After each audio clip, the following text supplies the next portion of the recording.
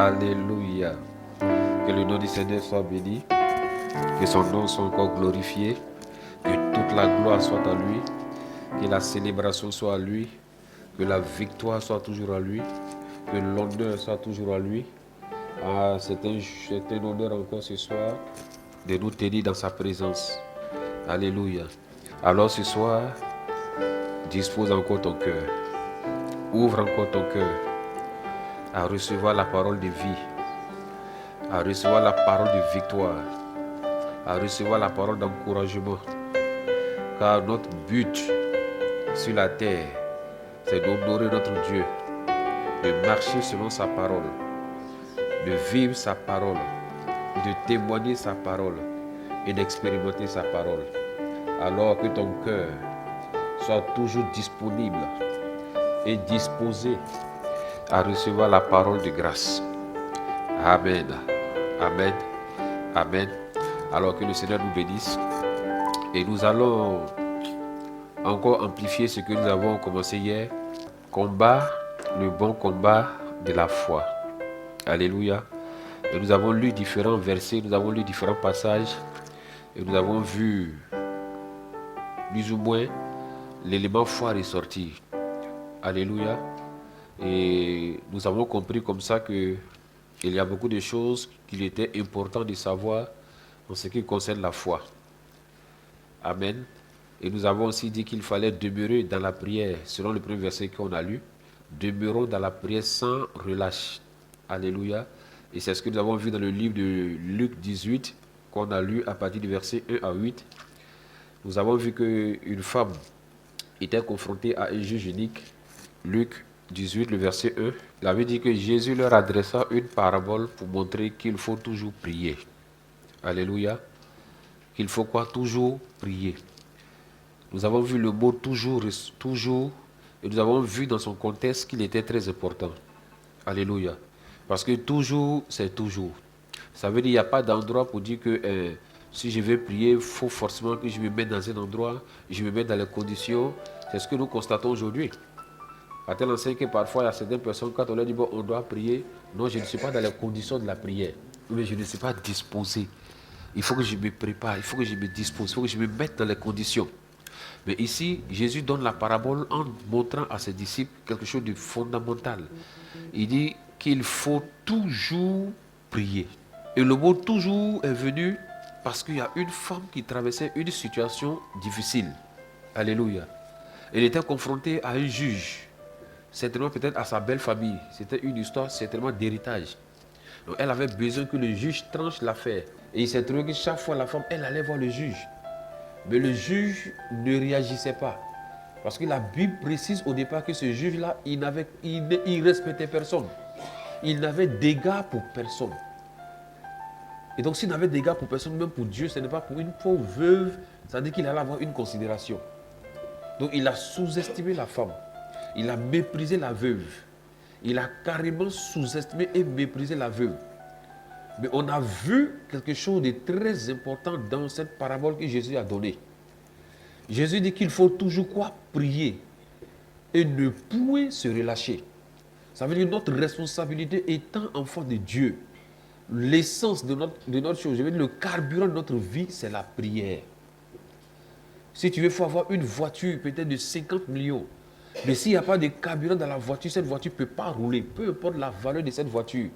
Le carburant, c'est lui qui donne la force à la voiture et la voiture commence à rouler.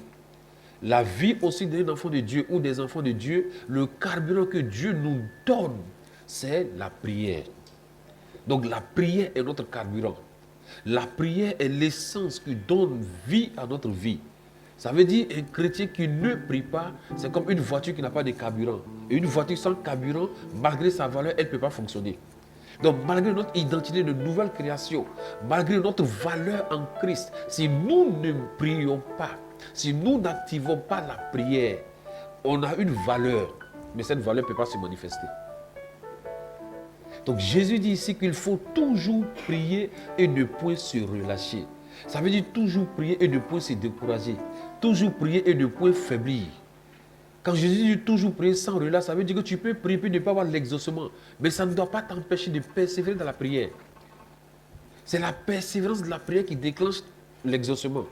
C'est la persévérance dans la prière, c'est-à-dire qui ouvre encore davantage le ciel. C'est la persévérance dans la prière, c'est-à-dire qui nous donne de rentrer, de toucher pleinement tout ce que nous avons en Christ.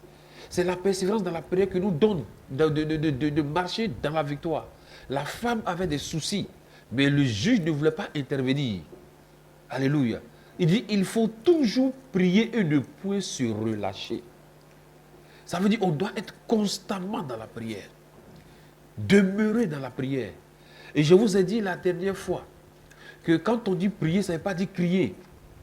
Quand la Bible dit en tout lieu, en tout endroit qu'il faut prier, il faut qu'on comprenne ce principe. Il n'y a pas de position pour dire, bon, je dois me préparer, je dois être disposé, je dois comme ceci, je dois comme ça. Non, il dit toujours c'est quoi? C'est toujours. Alléluia. Et comme le dit prier, ce n'est pas forcément crier. Non. Je peux être chez moi, assis chez moi, même en train de causer avec des amis, mais mon esprit est en train de prier. Je peux être au travail, mais mon esprit est en train de prier. Je peux même être en train de préparer, mais mon esprit est en train de prier. Ça veut dire qu'un enfant de Dieu doit être constamment dans la prière. Et celui qui développe ce principe-là, vous allez voir qu'arrivé à un certain moment, il y a des moments quand tu fais des songes, quand tu fais des rêves bizarres, tu te surprends en train de prier. Tu te surprends toujours en train de prier. C'est-à-dire celui qui cultive ça, il sera toujours en alerte, il sera toujours constamment dans la prière. Même si dans ton rêve, même si dans ton sommeil, tu es en face d'une situation, tu te verras toujours en train de prier. Et parfois, même quand tu te réveilles, tu as l'impression que tu priais. Ça, c'est celui qui est habitué à développer le toujours et ne point se relâcher. Et donc, nous sommes dans une phase où les enfants de Dieu doivent être caractérisés par la prière. La prière doit nous caractériser. Les murmures ne doivent pas nous caractériser, mais c'est la prière qui doit nous caractériser. Les critiques ne doivent pas nous caractériser, mais c'est la prière qui doit nous caractériser. Les causeries vaines ne doivent plus nous caractériser, mais c'est la prière qui doit nous caractériser. Alléluia. On doit être reconnus comme des hommes de prière. Pas des hommes qui murmurent, pas des hommes qui se lamentent, pas des hommes chafaka, ils sont en train d'écouter. Le monde peut être touché par quoi que ce soit, mais rappelons-nous que nous sommes du monde, mais nous ne sommes pas de ce monde. Voilà pourquoi nous avons reçu autorité d'éclairer le monde dans lequel nous nous trouvons. Voilà pourquoi nous avons reçu autorité d'assaisonner le monde dans lequel nous nous trouvons. Mais pour que cela soit possible, il faut qu'on arrive à définir, à déterminer et à reconnaître notre environnement. Si je ne reconnais pas mon environnement spirituel, je sais que je vais toujours être en train d'accepter certaines choses que je ne dois plus accepter. Il y a des choses que toi et moi, on ne doit plus accepter. Il y a des choses que toi et moi, on ne doit plus vivre. Il y a des choses que toi et moi, on ne doit plus... Ça ne doit même plus être notre quotidien. Ça ne doit plus être notre quotidien. Si quelqu'un veut te voir, ah ma soeur ou ta voisine veut te voir, ah vraiment, on va tous mourir ici. Et puis toi tu dis, ah on va tous mourir, mais c'est insensé. C'est insensé, c'est comme si tu es d'accord avec ce que la personne est en train de dire. La personne dit, ah vraiment c'est compliqué, ah vraiment cette année-là c'est chaud. Et toi tu dis, vraiment c'est vraiment chaud. C'est comme si tu es en train de confesser que ce que la personne dit c'est chaud. Écoutez-moi, nous sommes des dieux, ça ne l'oublions pas. Parce qu'il y a l'ADN de notre Père qui coule en nous. Et c'est pour cela que là, dans le psaume, il dit, mais écoutez, vous êtes des dieux, mais ça me fait mal parce que vous mourrez comme des simples hommes. Pourtant, vous êtes des dieux. Si nous comprenons ce principe, il y a des choses avec lesquelles on ne doit plus jouer. Un enfant de Dieu qui prie chez lui, qui déclare sa position en Christ, qui déclare que la journée est une journée de faveur. Et quand tu sors, ça dit, tu n'as même pas encore fait 1 heure de temps. À peine tu sors, tu croises un ami. Il te dit vraiment, cette journée-là, c'est compliqué. Tu dis, je ne te dis même pas, moi, depuis la semaine, c'est chaud sur moi. Écoute, tu viens d'annuler la prière que tu as faite dans le secret. Tu viens d'annuler ce que tu as dit à Dieu dans le secret. Tu pries pour dire, cette semaine ou même cette journée est une journée de grâce. Oh, cette journée-là, je vais expérimenter de grandes choses.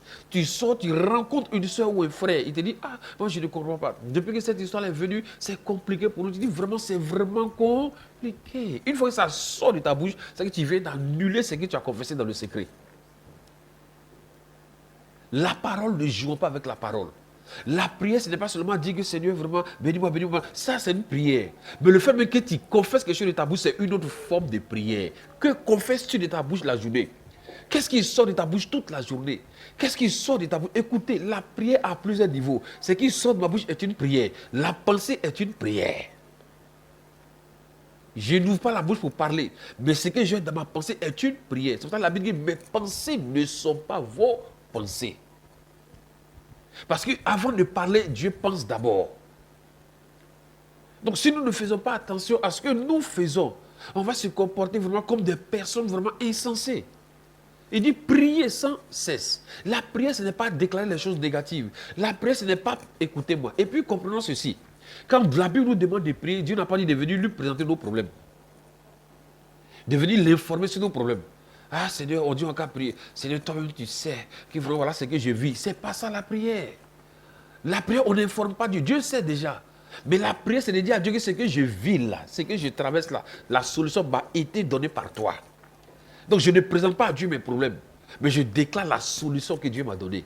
J'ai un problème financier, je ne dis pas, Seigneur, toi-même tu sais que je travaille des moyens financiers. Dieu sait, mais ce n'est pas ce qui intéresse Dieu. Ce qui intéresse Dieu, c'est ce que toi tu vas dire. Ce n'est pas quand tu viens l'informer.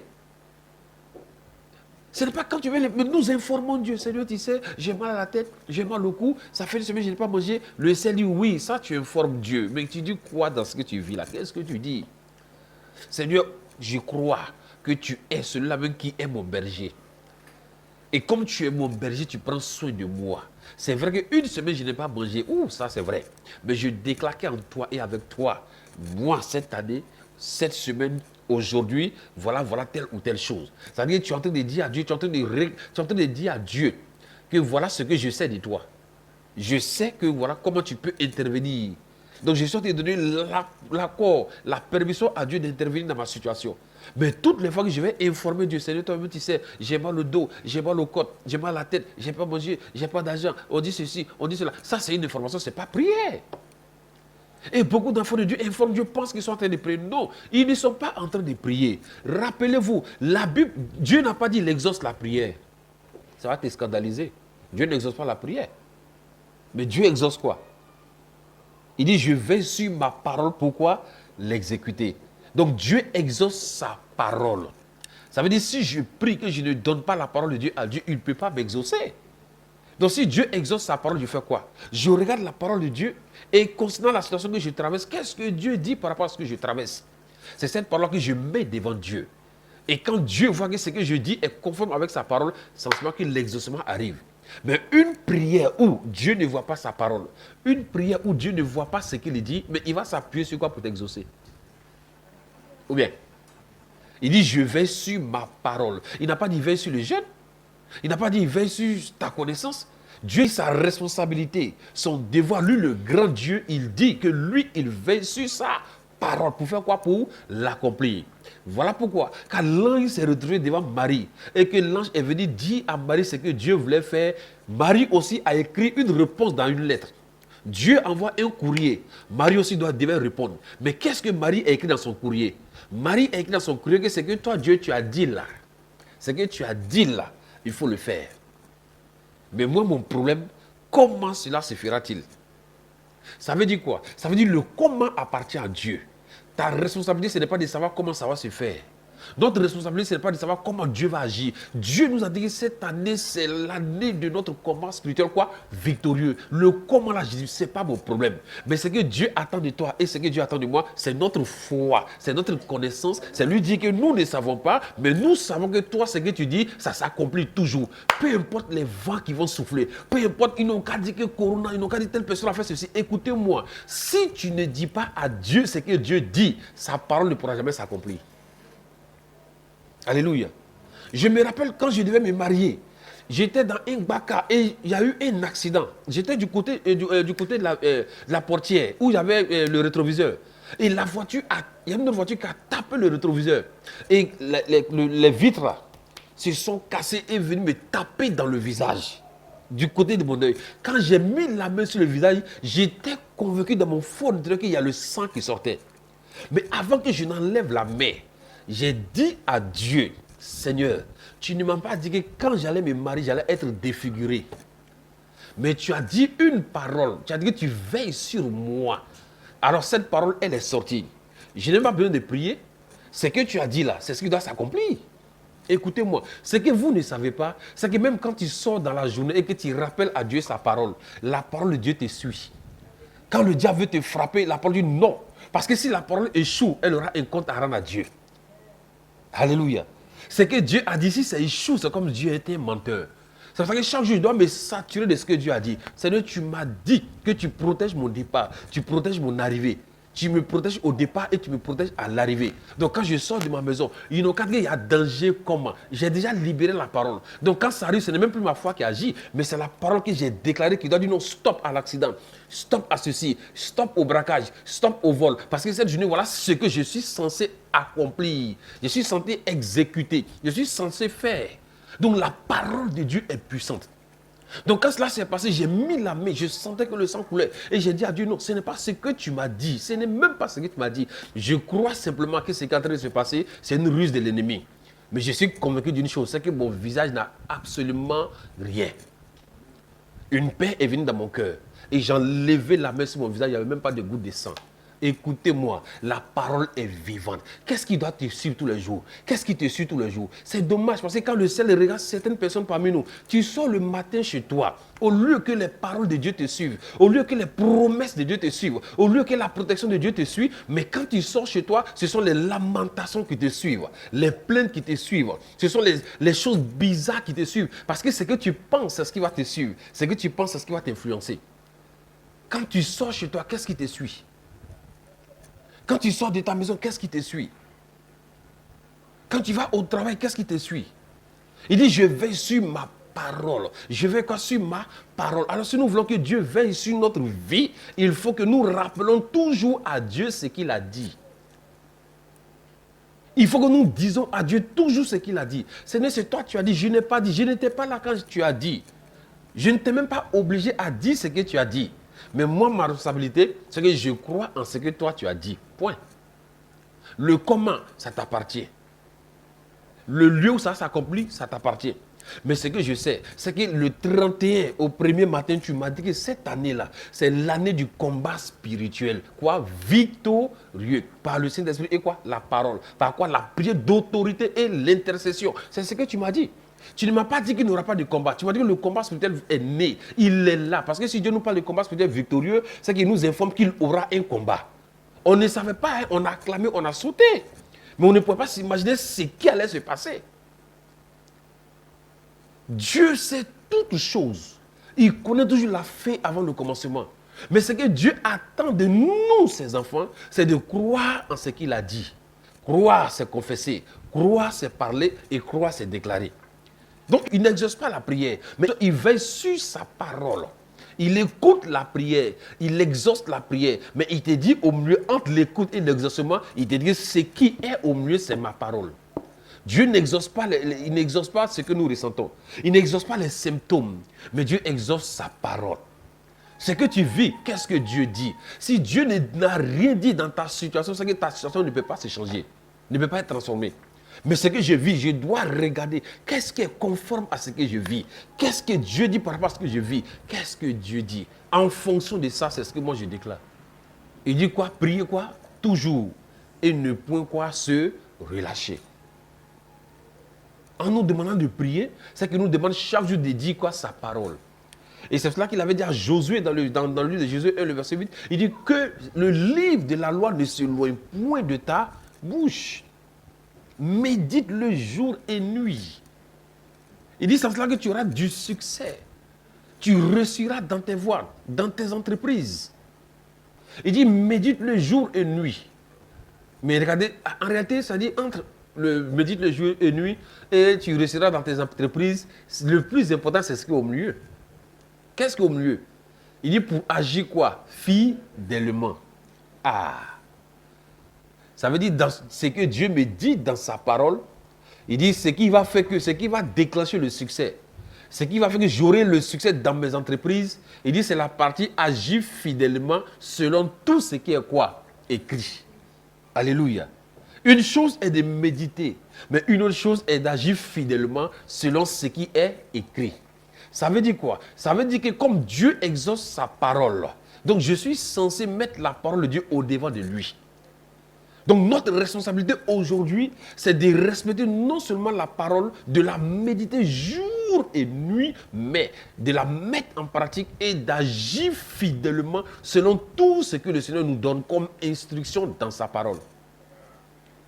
Parce que si nous ne comprenons pas ce principe, on va dire, bon, dans tous les cas, la Bible il dit de la méditer, de la lire jour et nuit et je réussirai. Non, si tu veux méditer la jour et nuit, tu ne réussiras pas. Médite la jour et nuit, mais tu ne réussiras pas. La partie où tu dois réussir, c'est là où tu agis fidèlement selon ce qui est écrit. Alléluia. Comment comprendre? Il dit quoi? Il dit, c'est en cela que tu réussiras et tu auras le succès dans tes entreprises. On est d'accord? C'est ce que Dieu a dit. Bon, maintenant, pour nous qui avons la connaissance et pour nous qui savons qu'il faut respecter la parole, si nous voulons comprendre ce principe-là, qu'est-ce que nous devions développer le plus? La fidélité. Ici, il parle de succès dans les entreprises. Donc, ça veut dire que quelqu'un peut méditer la parole matin, midi, soir. Il est un entrepreneur. Il médite la parole matin, midi, soir. Il lit la parole matin, midi, soir. Est-ce qu'il peut réussir? Mais qu'est-ce qu'il va faire qu'il va réussir? Il faut qu'il programme et qu'il la mette en pratique. Alléluia. Mais ici, là, cet homme-là, il va mettre quoi en pratique? Cet homme d'affaires, qu'est-ce qu'il doit mettre en pratique? Il va payer quoi? Il va faire quoi encore? Les offrandes. Il va faire quoi encore? Donc, vous voyez que quand la Bible dit méditer la parole et vous réussirez, ça ne veut pas dire quand tu la lis et puis tu réussis. Non. Ça veut dire quand tu vas méditer cette parole, il te donnera les instructions à suivre pour que le succès se manifeste. Il n'y a pas de succès sans instruction. Il n'y a pas de succès sans obéissance. Non. Si tu es soit l'homme le plus grand méditeur de la Bible, le plus grand... Bon, si liseur de la Bible existe, je ne sais pas. Est-ce que ça existe? Le plus grand... Non, lecteurs, ils vont comprendre. Le plus grand liseur de la Bible, même s'il est là, il ne réussira pas. C'est ça que non, on dit, moi j'ai médité la parole. C'est ça qu'il dit quoi? Il dit quelqu'un dira j'ai la foi. Mais celui qui est à côté, lui, il est tranquille. Il dit mais tu as la foi. Montre-moi les œuvres. Tu me montres ta foi. Ok, c'est bon. Mais moi je te montre mes œuvres. Et Dieu a tranché. Il dit la foi sans les œuvres, elle est vaine. Elle est morte. Elle n'existe même pas. On dit que ce livre de la loi ne s'éloigne pas de toi. En réalité, le livre de la loi nous donne de comprendre comment Dieu fonctionne. Parce que le royaume de Dieu fonctionne par des clés. Et tu ne peux pas avoir la bonne clé devant la mauvaise porte et t'attendre à ce que cette porte s'ouvre. Elle ne s'ouvrira pas. Ou bien, tu as la bonne clé. Tu es devant la mauvaise porte. Elle peut s'ouvrir. Ou bien tu as la mauvaise clé et tu es devant la bonne porte. Elle va s'ouvrir. On dit au type que tu veux réussir dans les affaires, dans tes entreprises. Il dit oui. On dit médite la parole. Le gars s'assoit chez la maison puis il médite la parole. Il lit la parole. Quand tu arrives, tu prends du Genèse, Apocalypse, de la finir avec ça. Mais il ne pourra pas réussir. Parce que pour réussir, il a dit quoi? Il faut agir quoi? Fidèlement. Si c'est limité par fidèlement, ce n'était pas bon. Il dit selon quoi? Tout. Ce qui est quoi? Il faut agir fidèlement selon tout ce qui est écrit. D'accord? Moi, je veux réussir dans les affaires. Donc, qu'est-ce que Dieu écrit concernant le succès des affaires? En fait, c'est la méditation. On ne médite pas. Tu as sorti zéro. Mais médite cas par cas. Ce que tu veux savoir concernant la situation que tu vis, prends la Bible et demande au Saint-Esprit de te donner toutes les informations concernant la situation que tu traverses. Si tu veux avoir une longueur d'avance dans la connaissance de la méditation, ne médite pas pour méditer, mais médite en fonction d'un tableau, d'un schéma que tu auras établi. Tu veux parler de succès dans les affaires, prends ta Bible et dis à Dieu que partout où tu parles de succès dans les affaires, donne-moi de comprendre ces choses. Il dit, tu veux réussir dans les affaires. Ok. Donc ce volet-là, voilà ce que ma Bible dit. Pour réussir dans les affaires, il n'y a pas jeûne et prière. Pour réussir dans les affaires, il faut gagner en temps, c'est mieux. Gagne en temps, c'est mieux. En méditant la parole, le Saint-Esprit va ouvrir ton esprit comme il est en toi. Et il te donnera la sagesse de gérer quoi tes entreprises, de gérer quoi ton travail, de gérer ton commerce, de gérer ton business. Il te donnera la sagesse de savoir quels sont les articles que tu dois vendre. Il te donnera la sagesse de savoir comment tu dois te comporter pour avoir la faveur. Ça, c'est la méditation qui te met dans les conditions. Mais en ce qui concerne le volet succès, il te dit, malgré toutes ces choses-là, il faut te rappeler. Il faut que tu te rappelles que si tu veux qu'il y ait la multiplication, il faut toujours s'aimer. Il faut toujours apporter tes semences, apporter tes... Il faut m'honorer. Il faut m'adorer. Il faut me célébrer. On doit célébrer Dieu dans tous les domaines et dans tous les aspects de nos vies. Mais je m'assois, il dit, bon, je dois réussir. Et puis tu te lèves matin, oh, je proclame que je vais réussir dans mes affaires. Je proclame que je prospère. Je proclame que je prospère. Maintenant, ce qu'il a dit, où tu dois agir fidèlement, tu n'agis pas fidèlement. Tu voles Dieu, c'est ce qu'il a dit, vous me volez, vous me trompez. On vole Dieu dans les dîmes, on vole Dieu dans les semences, on vole Dieu dans les offrandes. Et on dit à Dieu, je veux, tu as dit de méditer. Je médite, Dieu dit, oui, mais j'ai dit de méditer, mais sois sage. Quand on médite, on met en pratique. Mais nous méditons, mais nous ne mettons pas en pratique parce que l'aspect pratique là, on trouve que c'est pas trop cool, c'est pas, non, ça là, vraiment c'est que si Dieu même sait. Dieu sait rien. Le Seigneur même sait qu'actuellement c'est compliqué. Oui, Dieu sait rien. Alléluia. Donc aujourd'hui, c'est ce que nous vivons, c'est ce que nous traversons. Donc chacun doit comprendre que, si Dieu parle ici, il faut qu'on soit sage. Ok, je veux avoir une vie de prière. Et Dieu me dit de méditer la parole. Donc qu'est-ce que je fais? Je prends ma Bible, je regarde tous ceux qui ont réussi dans la prière dans la Bible. Comment ils ont fait? Et je commence à mettre en pratique. Écoutez-moi, un homme qui prie pour dire à Dieu, je veux avoir une vie de prière intense. Intense quoi. Il dit une vie de prière intense. Je veux que ma vie de prière soit restaurée, que ma vie de prière soit renouvelée. Et puis ce gars-là, il est toujours assis devant la télévision. Vous pensez que ce gars-là, il peut prier? Ah oui. Est-ce que cette vie de prière peut se réveiller en lui? Elle ne peut pas. Obligé d'apprendre à prier. Non, apprendre. La meilleure façon d'apprendre à prier, c'est de prier. Il faut prier seulement. Quand priant, tu vas voir que la flamme de la prière va se réveiller.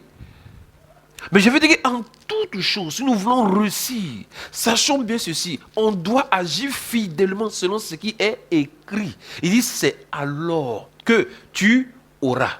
Ça veut dire celui qui n'agit pas fidèlement, le mot c'est alors peut pas. C'est comme s'il y a une condition. On dit la condition pour réussir, il faut agir fidèlement selon ce que tu médites. C'est pour ça qu'on n'a même pas le droit de sortir chez nous sans méditer. Dis quelque chose à Dieu. Parce que la parole que tu vas libérer avant de sortir, cette parole va te suivre. Et cette parole doit chercher son exaucement et son accomplissement. Mais si avant de sortir chez toi, tu as dit, oh Seigneur, je ne comprends pas vraiment, vraiment c'est compliqué, ma vie est noire. En réalité, l'homme à la culotte veut nous pousser à dire ce que Dieu n'a pas dit. Tu sors chez toi, oui, ok, c'est bon. Mais la première rencontre, tu mets une autre couleur sur ta vie. Pourtant, tu as prié, tu dis, Seigneur, au nom de Dieu, tes bontés là vont se renouveler. J'ai une conviction que cette journée est une journée extraordinaire. Tu passes devant Garba, tu sens l'odeur de Gabalaran dans ton nez. Tu dis, c'est chaud. Parce qu'en temps normal, mais tu as annulé ce que tu as dit. Non, c'est que ça va aller. Il n'y a pas de ça va aller. Tu viens d'annuler ce que tu as dit. Comment l'odeur du poisson du Garba va t'amener à annuler ce que tu as déclaré sur ta vie pour dire que les bontés de Dieu vont se renouveler. Peu importe ce que nous vivons, mais ce qui doit nous caractériser, c'est ce que Dieu a dit. C'est le plus important. Qu'est-ce que Dieu a dit? C'est ce qui m'intéresse. Dans ma méditation, qu'est-ce que Dieu a dit? Dans ma méditation de la parole, qu'est-ce que Dieu m'a dit? Dans l'intimité avec Dieu, qu'est-ce qu'il m'a dit? C'est ce que je regarde. Il dit, car tu auras du succès dans tes entreprises. Et c'est alors que tu réussiras. Ça veut dire qu'on peut avoir le succès sans réussir. Ou bien? Ça veut dire que n'envie pas les gens que tu dis qu'ils ont le succès. Oui, on peut avoir le succès sans réussir. Ah oui. Il dit, tu auras quoi le succès? Il dit, c'est alors que tu réussiras. Donc il y a des gens qui peuvent avoir le succès, mais qui n'ont même pas réussi dans la vie. Le succès, c'est quoi? Tu brilles aujourd'hui, tu as tes millions, tu as tout ce que tu veux, mais à ta retraite, tu n'as même pas une case chez toi. Aucun bonheur. Donc nous sommes appelés à avoir le succès en réussissant. On doit réussir dans ce que nous faisons. On doit réussir dans nos activités. On doit réussir dans nos différents business. On doit réussir dans le ministère. On doit réussir dans l'œuvre de Dieu. On doit réussir dans ce que nous faisons. Il faut que la réussite nous accompagne. Ne nous limitons pas seulement au stade de succès. Parce que les hommes de ce monde ont le succès. Mais est-ce qu'ils ont réussi? Qu'est-ce que Michael Jackson n'avait pas? Il a eu le succès, non? Mais il est fini comment? Il est fini comment? Endetté. Mike Tyson l'a eu quoi? Le succès. Mais au-delà, il est comment? Tous les hommes de succès finissent toujours mal. C'est ça que Dieu nous dit ici que le vrai succès, c'est le succès qui est basé sur lui. Il dit, Josué, le succès des succès, c'est le succès où Christ est ton rocher. Le succès des succès, c'est le succès où Jésus-Christ est ton rocher. Le succès des succès, c'est le succès où la parole de Dieu est ton bouclier. Il n'y a pas de succès en dehors de la parole de Dieu, en dehors de Jésus. Vrai succès, bien sûr. Tout succès éphémère est basé sur autre chose que Jésus. Rappelons-nous que Dieu veille sur sa parole pour l'exécuter. Donc chaque jour de notre existence, ramenons la parole de Dieu à Dieu lui-même. Marie a dit à l'ange, va dire à celui qui t'a envoyé que cela soit fait selon ce qu'il a dit. Ce qu'il a dit là, il n'a qu'à le faire. Mais regardez l'histoire de Zacharie. L'ange va parler à Zacharie. Zacharie dit à Dieu, ah, mais écoute, vraiment, je n'ai pas dit que c'est faux, hein. Mais au moment où j'étais frais, au moment où j'avais la force, au moment où je priais, j'étais pimpant. Je n'ai pas vu l'exaucement. Ce n'est pas dans ma vieillesse là que j'ai venu voir. Je n'ai pas dit que je suis incrédule, mais vraiment, je suis vieux pour voir l'exaucement. Il dit, ah bon, tu es vieux? Il dit, il n'y a même pas de problème. Mais je te rappelle que je m'appelle Gabriel. Je ne me déplace pas pour me déplacer. Je me tiens devant Dieu. Je reçois les instructions et je vais les exécuter. Comme tu dis, tu es vieux, je ne retourne même pas à Dieu pour dire ce que tu m'as dit. À cause de ce que tu as contesté, ce que j'ai dit, j'ai plein pouvoir. Il lui dit, tu resteras quoi? Muet. Mais il peut le paralyser. Et est-ce qu'il a paralysé? Il a fermé quoi? Sa bouche. Pourquoi la bouche est fermée? Il dit à Josué que ma parole ne s'éloigne point de ta bouche. C'est la bouche on médite. Il dit, Zacharie, ta bouche est quoi? Fermée. Tu resteras quoi? Muet. Mais il est resté muet à cause de quoi? L'ange l'a rendu muet. Parce que l'ange sait que s'il a eu le courage de parler devant lui, ça veut dire s'il ne ferme pas sa bouche, il va aller tout gâter. Il dit, à cause de ça, j'ai fermé ta bouche. Donc l'ange a fermé la bouche parce que l'ange sait que le pouvoir de l'exaucement se trouve dans la bouche. Le pouvoir de la mort se trouve où? Dans la bouche. Il dit, Dieu a parlé, le gars a contesté. Si je suis malin, j'ai fermé sa bouche. Que la bouche de tous ceux qui ne veulent pas te voir réussir soit fermée au nom de Jésus. Que la bouche de tous ceux qui ne croient pas en toi soit fermée au nom de Jésus. Il a fermé la bouche de Zacharie. Pourquoi? Marie a reçu, elle a dit à Dieu que cela soit fait selon ce qu'il a dit. Zacharie reçoit, il commence à discuter. Je suis vieux, je suis avancé, je suis vieux. Ah oui, depuis ma jeunesse, je n'ai pas encore vu. Commence à parler, commence à discuter. Commence à quoi? À discuter. Je suis vieux. Comment cela va? Je suis vieux, non? Est-ce que ça c'est faisable? L'âge n'impressionne pas Dieu. Écoutez-moi, dans le plan de Dieu, il y a des gens qui sont bénis jeunes. Dans le plan de Dieu, il y a des gens qui sont bénis lorsqu'ils atteignent un certain âge. Mais dans le plan de Dieu, il y a des gens qui sont bénis là où on dit qu'il n'y a plus d'espoir pour eux. Cela dépend du degré de témoignage que tu as. Ou bien, est-ce que le témoignage de quelqu'un qui a marché, d'un mort qui est ressuscité, peut être comparable au témoignage d'Abraham? Ça ne peut pas être comparable. Il y a des témoignages qu'on dit oui, c'est bon. Mais il y a des témoignages qu'on dit oui, ça seulement c'est Dieu. Si ce n'est pas Dieu, ce n'est pas possible. Mais des témoignages qu'on dit oui, c'est vrai, mais c'est possible, ça peut aller, oui. Témoignage, oui, vraiment, oui, Dieu m'a donné voiture. Est-ce que, normalement, chacun peut avoir voiture. Mais témoignage où on dit, ah, ça, le gars là, on dit c'était fini pour lui. Personne ne croyait en lui. Mais ce gars-là, il réussit. On dit non, ce qu'on a vu là, si ce n'est pas Dieu, ça ne peut pas être possible.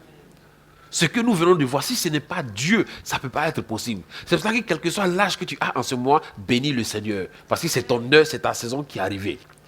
Dieu n'est jamais en retard. Mais Dieu peut venir tard dans la vie. Tard selon l'heure, mais pas en retard en fonction du retard des hommes. Quel que soit le niveau que tu as aujourd'hui, comprends que Dieu a un temps pour toi. Et c'est le temps de Dieu qui est le véritable. Dans ton chemin de la persévérance, les gens peuvent se moquer de toi. Dans le chemin de la persévérance, les gens peuvent rire de toi. Dans le chemin de la persévérance, les gens peuvent te sous-estimer. Les gens peuvent dire ce qu'ils veulent. Ils n'ont qu'à dire, oui, vieille femme. Ils n'ont qu'à dire, oui, vieux homme. Ils n'ont qu'à dire, mais toi, tu es là, tes amis travaillent. Ça, tes amis font ceci, tes amis ont avancé. Mais toi, tu es là, alléluia, amen. Tu es là, alléluia, amen. Ce n'est pas un problème. Mais je dis toujours aux gens que quand le temps de Dieu arrive dans la vie d'un enfant, il dit, en une seconde, il peut tout changer. Et quand Dieu change tout en une seconde, il te donne d'oublier les 10 années que tu as perdues, les 10 années de souffrance, les 20 années de souffrance. C'est comme si tu n'avais jamais souffert. C'est ça le mystère de Dieu. C'est ça le mystère de Dieu. Quand Dieu ouvre la porte en ce moment, les gens se disent, ah, mais on ne comprend pas. Écoute, il y a une femme qui a l'habitude d'accoucher. Elle a accouché aujourd'hui jumeaux. La joie sera comment? Non, elle a l'habitude d'accoucher. Et puis elle accouche aujourd'hui jumeaux. Elle met à son niveau, la joie sera comment? Parce qu'elle est habituée. Les voisins qui ont l'habitude de la voir accoucher, ça sera toujours bon, on va envoyer savon. Ou bien, quand on est venu envoyer savon, vraiment félicitations, et puis c'est fini. On dit quoi? Félicitations, et puis quoi? C'est fini. Ok. Mais la voisine d'à côté, depuis son mariage, depuis 15, 10 ans, elle n'enfante pas. Le jour où les gens apprennent qu'elle a quoi? Elle a enfanté. Quand on tape la porte et puis on rentre, on fait quoi? On saute de quoi? On est dans l'étonnement. Ah! Dieu a fait ça. Non, mais c'est extraordinaire. C'est pour ça que la Bible dit la gloire de la seconde maison sera plus grande que celle de quoi? De la première. Alléluia. Il dit, élargis l'espace de ta tente. Élargis. Tes enfants vont les déployer à gauche, à droite. C'est ça avec Dieu. Quand Dieu ouvre une porte, il te donne d'oublier toutes les années de souffrance que tu as traversées. Et même ceux qui ont parlé de toi hier, c'est les mêmes qui viennent te dire, mais vraiment, on ne savait pas que tu allais. Mais raconte-moi, tu brilles. Raconte-moi, tu es ceci. Non. Donc toi aussi, tu as réussi. Écoute, ça veut dire que ta démarche change. Ta démarche ne change pas à cause de l'orgueil, mais ta démarche change à cause de la plénitude de la gloire de Dieu qui est sur toi. Tu ne fais pas exprès, mais tout change autour de toi. Tu marches désormais avec une certaine assurance. Et écoutez, et ce qui est intéressant avec Dieu, c'est que le véritable témoignage que Dieu te donne d'avoir, ce n'est pas si un nouveau territoire. Parce que si c'est un nouveau territoire, on ne te connaît pas là-bas. Le témoignage ne sera pas grand. Mais c'est là où on dit ta pêche a échoué. Là où on dit que tu as échoué. Là où on dit que tu ne pouvais pas réussir. Là où on dit que tu es un enfant maudit. Tu es une femme stérile. Tu es une femme qui ne va pas réussir. Quand tu retournes là-bas en ce moment-là et que tu rends ton témoignage, on dit oui, Dieu est avec toi. Vous retournerez là où on dit que vous avez échoué et vous témoignerez. Là où on a dit qu'il n'y avait plus d'espoir pour toi. Là où on a dit que non, c'était fini pour toi. Là où on t'a traité de tous les noms. Là où on a dit que non, rien de bon ne pouvait sortir en toi. Tu retourneras là-bas. Mais cette fois-ci, avec quoi? Des acclamations. Et quand tu es là-bas, c'est sur quoi? Tu marches sur quoi? Le tapis rouge. Mais tout cela est possible et faisable si je m'accroche à ce que Dieu dit. Si je demeure constant dans la parole de Dieu. Si je demeure constant, écoutez-moi. Dieu m'a dit quelque chose hier, mais qui m'a choqué. Il m'a dit, mais écoutez, vous marchez, vous fonctionnez, mais vous ne pouvez pas comprendre les choses. J'ai te révélé quelque chose que peut-être que personne n'a encore compris. Il dit, cette histoire qui est arrivée, en réalité, mais je vais vous révéler une ruse du diable qui est cachée derrière ça. Il dit, en temps normal, ça doit être un temps de communion avec moi. Mais le diable a tout détourné les choses. Mais c'est désormais un temps de communion avec le portable. Il dit, c'est une alliance que vous êtes en train de tisser avec les téléphones. Est-ce que quelqu'un comprend? Ça m'a choqué, hein? Il dit que l'idolâtrie, ce n'est pas quand tu mets peut-être une statue. Il dit ça, ce n'est rien. Mais vous êtes des idolâtres aujourd'hui. Vous communiez plus avec vos téléphones. Vous ne savez pas que c'est une ruse de l'ennemi. Chacun assis chez lui, l'attaché à son téléphone. Il dit, le diable est en train de vous détourner d'une grande valeur, qui est la communion avec moi. Il dit, mais bon. Il dit, oui, je t'ai dit la vérité. Au point où il y a des gens aujourd'hui qui ne peuvent même pas faire une heure. Une heure, c'est trop. Une heure, c'est trop. Qui ne peuvent même pas faire 10 minutes, c'est trop. Et là, même quand on coupe le courant, le gars n'est pas fâché parce qu'il fait chaud. Il est fâché parce que son téléphone est déchargé. C'est pas fait des chaleurs. Non, sérieusement, il m'a parlé sérieusement hier. Il dit, vous ne savez pas que vous êtes en train de vous détruire sans le savoir. Il dit, il y en a même qui dorment même pas. C'est-à-dire, le téléphone, il dort avec le téléphone. Il dit, vous ne savez pas que derrière tout ça, le diable est rusé. Regardez aujourd'hui. Ça devait être un temps de communion avec le Dieu, de communion avec le Saint-Esprit. Mais c'est devenu un temps de communion avec le téléphone. De quoi? Le téléphone. On ne se rend pas compte. Le diable est rusé, hein? Le diable est très rusé. Ton téléphone est chargé, mais seulement tu es obligé de mettre le chargeur dessus et ça dit, tu ne peux même pas expliquer. Il y a des choses qu'on ne peut pas expliquer. Il y a des choses qu'on ne peut pas expliquer. C'est comme si, je ne sais pas, c'est comme si le truc même te parle. Il est là-bas, mais c'est comme s'il te parle. C'est comme si, et tu es tout en train de courir. Est-ce que je n'ai pas de message? On ne fait pas attention à ces choses-là. Il y a des moments où ça sonne pas, mais tellement tu es en esprit, tu vois ton téléphone sonner. On donne quoi? 1 heure à Dieu parfois dans la journée. Ou parfois peut-être 3 heures, c'est pas 3 heures de prière. Mais ta connexion avec le téléphone dans la journée, là, c'est combien d'heures? 24 heures sur 24, on est connecté au téléphone. 24 heures sur 24, on est connecté au téléphone. Texto. Il y a des moments où tu vois des gens marcher dans la rue et ils sont en train de... je ne sais pas comment vous expliquer ça. Ça dit, tu es là, tu vois des gens dans la rue en train de faire un message. Tu vois quelqu'un dans la rue, quand tu sors dans la rue, tu vois chacun est sur son téléphone. C'est comme si c'est un monde où on est connecté à ce petit truc-là. Parfois, il y a la voiture klaxonne, tu ne vois même pas la voiture. Tu montes dans ton taxi, mais tu n'as même pas le temps de laisser ton téléphone dans ton sac. Tu es connecté au téléphone dans la voiture. Tu descends, tu es quoi? Tu es connecté. Tu arrives à la maison, tu es connecté. C'est dommage. Si on ne prend pas garde, il dit, il faut toujours prier et ne point se relâcher. On a tissé une alliance avec ce petit truc-là. On cherche son Android, on cherche son 10.1, on cherche son 20.1, on fait ceci, mais on est tellement attaché à ça que même on passe plus de temps avec lui, on le chérit plus que le Seigneur Saint-Esprit. Et vous croyez que le grand Dieu va cautionner ça? Tout excès nuit. Quand Dieu nous donne des choses, c'est pour un but. Mais une fois que nous dépassons le but de Dieu, ça veut dire en ce moment-là, on est en train de faire autre chose. Et la gloire est à une autre personne. Le Saint-Esprit nous demande une communion avec lui, le comble. Tu as établi une connexion avec le Saint-Esprit. Ton téléphone sonne. Tu laisses la communion, tu prends ton téléphone pour décrocher. Un simple téléphone arrête la communion avec le grand Dieu. Tu es en train de prier, ton cœur n'aime pas la prière. C'est sur le téléphone que tu as branché à côté. Est-ce que je n'ai pas reçu des messages? Est-ce que je n'ai pas reçu d'appel? Et on dit on est quoi? Enfant de Dieu. On communie avec Dieu. Analyse. Dans la journée, tu passes combien de temps dans la présence de Dieu et combien de temps avec le téléphone? Non, je suis au travail donc je ne peux pas prier. C'est pas un problème. Pourtant, tu es au travail toute la journée. Malgré que tu travailles, ton patron est là. Tu es sur WhatsApp, tu es sur Facebook. Ça, c'est normal. Mais je suis au travail, je ne peux pas prier. Je ne peux pas communier avec Dieu. Oui. Mais tu communies ton téléphone au travail. Tu attaches à ton bijou au travail. Mais simple communion avec le Seigneur Saint-Esprit, 1 heure, 2 heures, non, ça c'est trop dit. Parfois même tu travailles, même ton ordinateur est ouvert, tu travailles, mais ton ordinateur est ouvert. Quand tu supprends que la personne, la page Facebook est ouverte. Mais on ne peut pas communier avec le Saint-Esprit. Non, comme je suis au travail, je ne peux pas prier. Comment tu fais pour cacher ton Facebook devant ton patron et tu ne peux pas communier avec Dieu à son issue? Tu as travaillé toute la semaine, tu dis, on te demande quand tu arrives à la maison, non, je suis fatigué. Ah, je suis fatigué, donc je ne peux même pas bien prier. Alléluia, amen. Seigneur, protège-moi. Ok. Tu arrives, tu dis, non, Seigneur, je vais au travail. Ah, quand tu viens, est-ce que tu as prié? Non, j'étais fatigué, je n'ai pas prié. Il dit, ok. Maintenant là, je vais te mettre au repos. Je vais te mettre quoi? Au repos.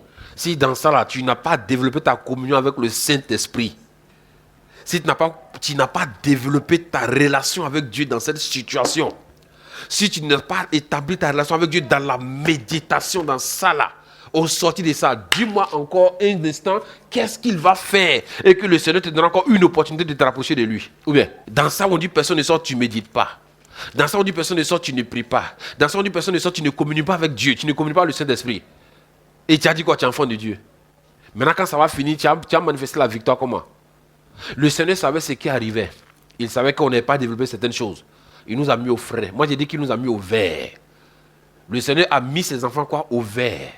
Parce que le Seigneur sait que cette année, c'est une année stratégique. Dans cette situation, il nous met au vert. Au vert, on réfléchit sur les stratégies. Au vert, on réfléchit sur les tactiques. Quand on met une équipe au vert avant le match, c'est une équipe où on dit reposez-vous tranquillement et réfléchissez aux tactiques que vous allez utiliser pour vaincre l'adversaire. Nous sommes au vert. Maintenant, si au vert où nous sommes, on n'a pas reçu des instructions, on n'a pas reçu les tactiques, on n'a pas reçu le schéma tactique à faire, mais quand ça va finir, pourrons-nous triompher? Moi, je suis au vert. Depuis, ça a commencé où on t'a mis au vert. Quel a été l'élément, le jour où tu as développé une communion avec le Saint-Esprit, où ton cœur était tellement content? Ta communion a-t-elle changé? Ta communion a-t-elle progressé? Ta communion a-t-elle atteint un certain niveau? Ta relation avec le Saint-Esprit, est-ce que tu peux dire que c'est au beau-fils? Au sortir de ce moment, chacun de vous, chacun de nous doit entendre la voix de Dieu. Si tu l'entendais par conviction de cœur ou par sa parole, maintenant tu dois entendre sa voix de façon audible. C'est un challenge que les enfants de Dieu doivent se donner. Chacun doit avoir un but qu'il veut atteindre. Quel est le but que tu veux atteindre dans cette situation? Quel est le niveau spirituel que tu veux atteindre dans cette situation? Quel est ton niveau de prière, le niveau de méditation que tu veux atteindre? Un homme qui n'a pas de vision n'a aucune raison valable pour intercéder. Parce que c'est la vision qui enfante l'intercession. Dans ce temps où tout est chaotique, quelle est ta vision? Si tu n'as pas de vision, tu n'auras aucun motif pour prier, aucun motif pour intercéder, aucun motif pour chercher le changement. Chrétiens, qu'est-ce que nous avons obtenu dans ça? Il y a des gens qui ont été... Il y a des gens, quand ils vont finir, ils seront couronnés dans le papatouya. Ils auront couronne dedans. Il y a des gens, quand ils vont finir, ils seront couronnés dans les mauvaises nouvelles.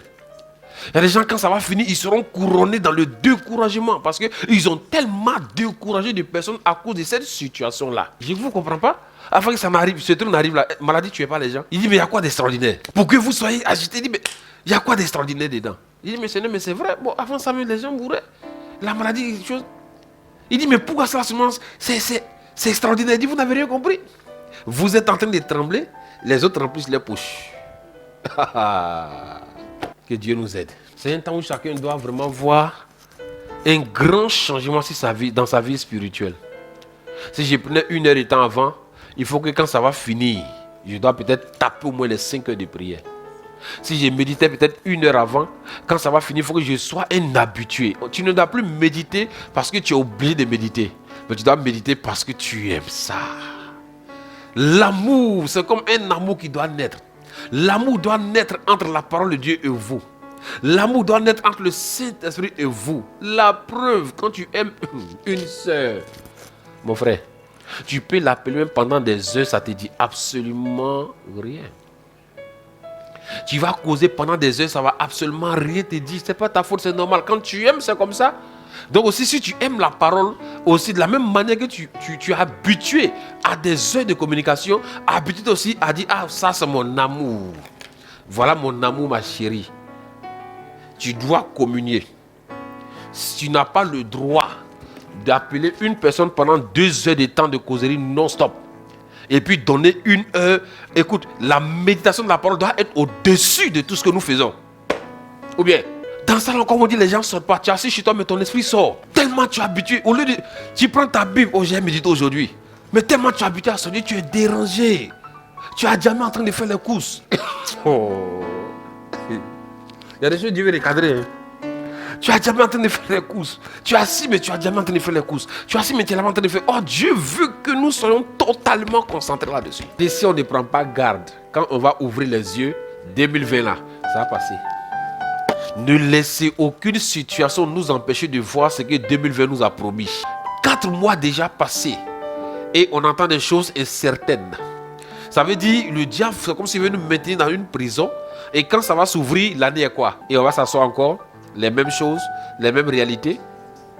Il faut dire que je refuse. Le diable savait qu'on a commencé 100 à l'heure. Il savait qu'il y a quelque chose de fort, de vivant, de puissant. Il a reçu des instructions qu'il doit exécuter. Écoute, quand Dieu parle, toute sa création est entendue. Quand Dieu parle, le vent entendu, le soleil entendu, la mer entendue, les arbres ont entendu, toute sa création est entendue, les anges ont entendu, les démons ont entendu. Quand Dieu parle, tout le monde a entendu ce que Dieu a dit. Il veut nous maintenir dans une situation pour que quand nous allons ouvrir les yeux, qu'on trouve que c'est en temps normal, on devait être en train de faire un bilan. Combien d'âmes gagnées? Ma vie est comment? On devait être en train de rendre des témoignages. Mais c'est maintenant, on est englouti quelque part. Ça veut dire, si on veut être honnête avec nous-mêmes, tu ne sais pas comment demain sera. Mais celui qui en Christ sait comment demain sera. C'est une ruse. Donc quand tu rentres chez toi cette nuit, mets-toi à genoux à une certaine heure et dis à Dieu que tu refuses le projet de Satan. On dit, ah, cette année elle est passée encore. Pourtant, on a dit quoi? C'est le combat spirituel, quoi, victorieux. La victoire, on ne l'a pas vue et on dit l'année est finie. Que le soleil s'arrête. Ah non, c'est que le soleil ne va jamais se coucher. Ah oui. Parce que si c'est que Dieu a dit, on n'a pas vu, c'est que le soleil là. Non, nous tous, non, on va arrêter le soleil. On va arrêter l'année. Mais c'est une manière de vous dire que le diable est rusé. Le diable est rusé. Avril est déjà passé. On dit, bon, on met 2 jours dessus. On va plonger 5 jours. On va plonger 15 jours. C'est petit à petit, on dit l'oiseau fait son nid. C'est petit à petit, il est tenté. Il veut nous hiérer. Il veut nous. Mais nos yeux doivent s'ouvrir. Que le Seigneur nous aide. Tu vas baisser la tête, tu vas rendre grâce à Dieu. Et tu vas dire au Seigneur que c'est pourquoi cette situation est arrivée. Qu'il te donne vraiment d'expérimenter quelque chose de surnaturel, quelque chose de spirituel. Dis au Seigneur que dans ce temps où tu es en repos chez toi à la maison, que ta communion avec la parole soit puissante, que ta communion avec le Saint-Esprit soit puissante, que ta communion avec la prière soit puissante. Sinon, ça n'aura pas de sens. Reculer pour mieux sauter, reculer pour mieux bondir. Nous avons reculé pas parce que nous sommes faibles, mais c'est pour être des hommes efficaces. Et au sortir de cette situation, chacun doit être en mesure de dire que ma vie spirituelle a changé, ma communion a changé, ma vie de prière a changé, ma vie de méditation a changé. Et les miracles sont mon partage aujourd'hui. Tu dois expérimenter quelque chose dans ce temps-là. Si ce temps tu le gaspillais, répands-toi devant le Saint-Esprit. Si ce temps tu le gaspillais, tu étais préoccupé par autre chose, malgré que tu sois dans le repos, demande pardon au Seigneur. Demande pardon au Saint-Esprit. Et plaide les mérites de son sang sur ta vie. Parce que s'il t'a mis de côté, c'est pour quelque chose. S'il nous a mis de côté, c'est pour quelque chose. S'il nous a donné de nous reposer, c'est pour quelque chose. Il faudrait que vous sortez de ce moment que chacun ait une vision claire. Pour dire voilà ce à quoi Dieu m'a appelé. Voilà ce que je dois accomplir dans sa maison. Voilà ce que je dois accomplir concernant ma destinée. Si tu n'as pas vu clair concernant ta destinée dans cette situation, l'année va te surprendre. Le but de l'ennemi, c'est de nous distraire. Pour que quand nous allons ouvrir les yeux, que l'année finisse. Dis au Seigneur que si tu as donné plus de valeur à ton téléphone qu'à sa présence, tu te répands et tu lui demandes pardon. Oui Seigneur, nous plaidons les mérites de ton sang. Parce que nous n'avons pas compris avec certitude ce pourquoi ce moment est là. Mais pardonne-nous. Car nous voulons dans cette situation avoir une communion parfaite avec ta parole. Une communion parfaite avec ton esprit. Une communion parfaite dans la prière. Aide-nous Seigneur à développer cela. À recevoir des instructions claires concernant nos vies, concernant l'œuvre, concernant la mission, concernant notre destinée. Nous voulons avoir des idées claires concernant la responsabilité qui a été confiée à chacun de nous. C'est un temps où toi qui es responsable, tu dois dire à Dieu, qu'est-ce que je dois faire pour que ce qu'on m'a confié, je puisse voir ta gloire se manifester. Je puisse voir le succès et la réussite s'attacher à ça. C'est ça le problème. C'est ce que nous devions savoir. Laissons le diable, il pense qu'il est rusé. Mais nous avons un Dieu vivant et puissant qui a la connaissance avancée de toutes choses.